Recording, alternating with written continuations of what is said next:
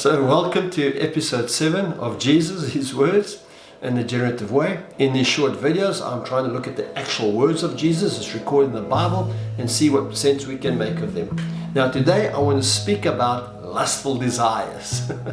Or as Jesus says it, your legal cover doesn't mask your moral failure. You see, in this famous Sermon on the Mount, Jesus says these words, and I'm reading from Matthew chapter 5 verse 27 and 28.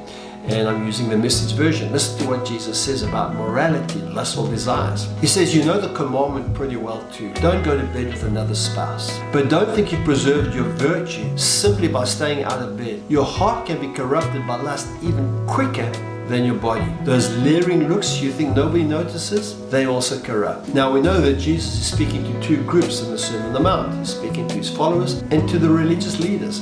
And I think this particular address is predominantly aimed at the religious leaders who like to think that they could take a higher moral ground on morality because they haven't actually done the thing that they consider other people to have done.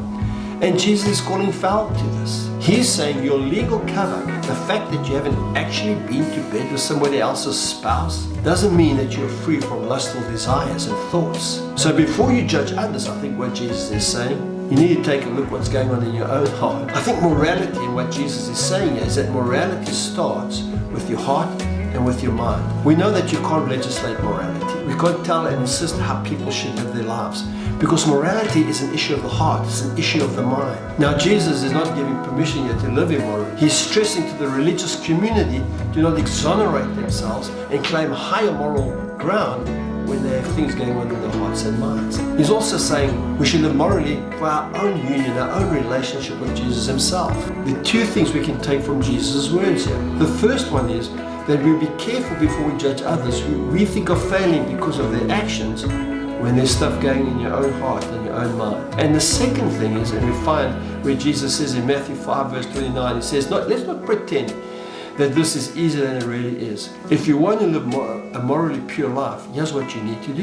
You have to blind your right eye the moment you catch it in a lustful leer. You have to choose to live one eye or else be dumped on the moral trash pile. I think what he's saying here, he's not speaking about a literal, he's speaking it as a metaphor. He's giving us a picture. He's saying to live a moral life is not easy. And we need to train ourselves to catch ourselves when we find in our heart and our mind the morality that we want to live by our own values and by our own standards, we begin to drift away from them. He says when we do that, we need to catch ourselves and respond to that. Otherwise, we'll end up going down a path that we later regret. So here's the generative gift for us today. Relieve yourself from judging others and their morality. It often backfires.